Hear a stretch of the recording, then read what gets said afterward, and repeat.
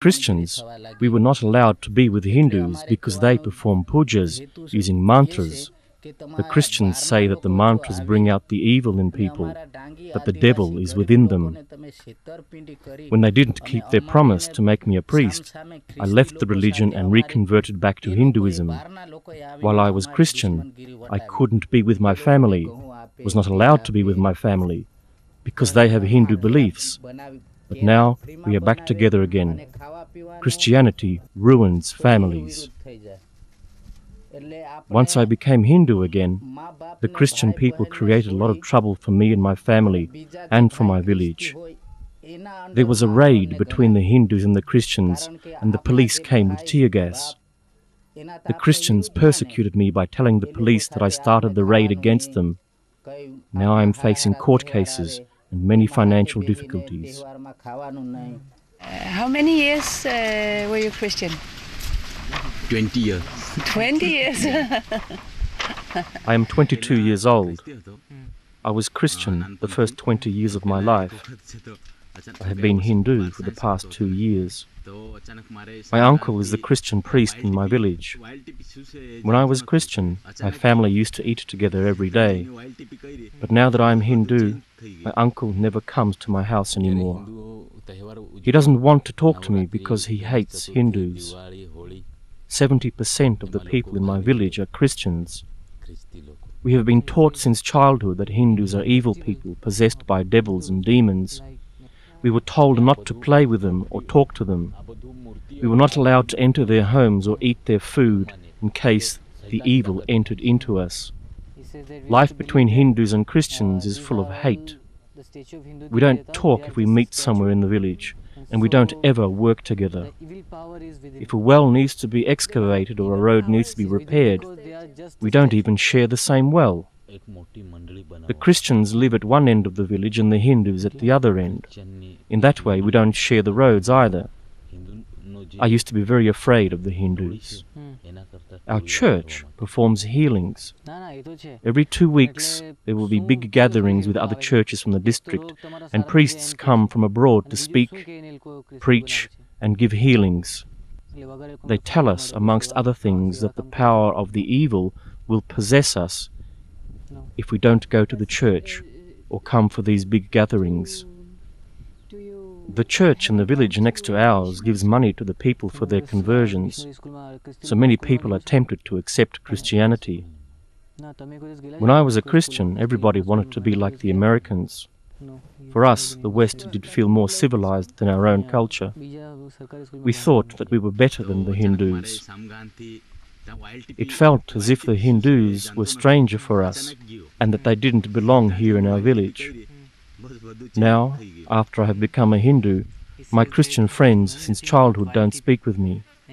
I guess that they are afraid of me now, thinking that I must be possessed by the devil.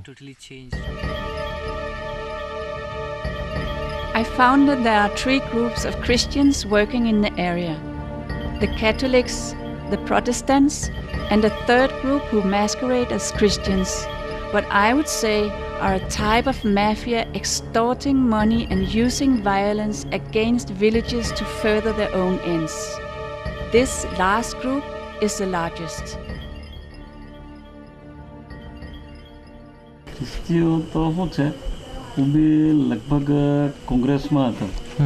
In my district, 95% of the populations are Christians now. There are 17 Christians and only 4 Hindus in my political committee, so the balance of power falls with the Christians. In the last 5 years, there has been an explosion of new Christians. They vote for the Congress Party, which is governed from abroad in the West. Many times I have attended big Christian church gatherings with 15 to 20,000 people. They perform healings. Sometimes I have brought a sick friend, but they will never take that person for healing. They only use people who are instructed to act sick and then pretend to be healed. They say hallelujah all the time. The Father will speak and call God and Jesus and put his hand on the sick one. Christians are told to burn and step on pictures of Hindu gods. After these meetings, the priest drinks alcohol, uses bad language, and talks about women. Many times I have been offered a Christian conversion. Many of the fathers and pastors are my friends because of my political activities. They say that I could have a new house and a good income if I convert. The priests get money from different organizations in Europe and USA by applying for a project that sounds good. Then they pocket the money. When the priest and his helpers convert new people, they are given money. They earn 1,000 rupees for a group of people and 50 to 100 rupees for one or two people. The priest earns double the amount of a pastor. The priest also gets money from every prayer he performs in the church. Every person who comes to pray in the church will put between 5 to 20 rupees in a box for the priest. A while ago, there was a report in the newspaper exposing a priest, pastor, and his helpers who took advantage of the women in a church. During prayers, the lights went out and the women were raped. It was a big scandal.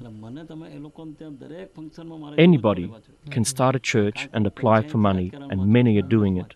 The Christians also take advantage of the Indian government by developing programs for poor Hindu farmers. Christian people cannot apply for this money. It is only designed for Hindus. On the application form they will say that they are Hindus. In that way, they can be awarded the money from different projects. Anything built by Christians is not available for Hindus. The Christians don't share. A Hindu can have a glass of water from a Christian well, but he cannot give water to his cow. Of course, there is a law against this, but who is there to control things? The Christians create anti-Hindu and anti-national feelings, and they are changing the Hindu culture. From threats, bribes, promises to simple mind games, all three groups use all sorts of methods to convert these villages. A missionary takes school children on a sightseeing trip. In the middle of nowhere, the bus supposedly breaks down and the driver says he cannot get it started again. The children are asked to pray to the Hindu gods to help them. And when the driver tries again, the bus still does not start. Now let us all pray to Jesus, he says. And not surprisingly, Jesus has listened to their prayers. The bus starts. The missionaries take advantage of the poverty, illiteracy, and the innocence of the villages. The same thing is happening not only in Gujarat, but all over India. Most of those who have been converted do not even know if they are Catholics or Protestants. They only know the name of the priest in the local church.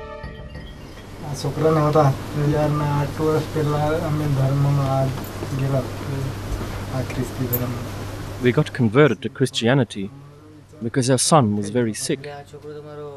We were promised that he would be healed in the church. We were Christians for 7 years, but our son was not cured. That phase was very difficult for us because we could not take support from our family, who were Hindus. We could not be with them. We were told that it was because of Hindu influence that our son was sick.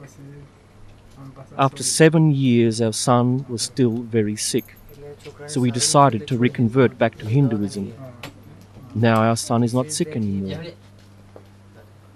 There were big church meetings once a month held by foreign priests. In these, they would tell us not to go into a Hindu house where Hindu rituals were performed. We were told not to chant Hindu mantras and not to dress in the traditional Indian way. Christian women are not allowed to wear bindis and bangles and everything else that we traditionally wear as Hindus. We should not take any food from Hindus either. We were told that we could eat meat from cows